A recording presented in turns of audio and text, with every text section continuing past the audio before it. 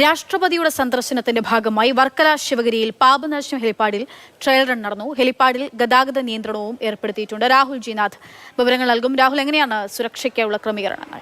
പക്ഷേ വലിയ സുരക്ഷയാണ് തിരുവനന്തപുരം ജില്ലയിൽ മുഴുവനായി ഏർപ്പെടുത്തിയിട്ടുള്ളത്. 22-ാം തീയതിയാണ് വർക്കലയിൽ രാഷ്ട്രപതി ഒരു പരിപാടിയിൽ പങ്കെടുക്കുന്നത്. അതുമായി ബന്ധപ്പെട്ടുള്ള ട്രയൽ റണ്ണാണ് ഹെലിപ്പാഡിൽ നടത്തിയിട്ടുള്ളത്. വർക്കല നമുക്കറിയാം വിനോദസഞ്ചാര കേന്ദ്രമാണ്. അപ്പോൾ എന്തായാലും നിയന്ത്രണങ്ങൾ അവിടെ ഇന്നു മുതൽ ഏർപ്പെടുത്തിയിട്ടുണ്ട്.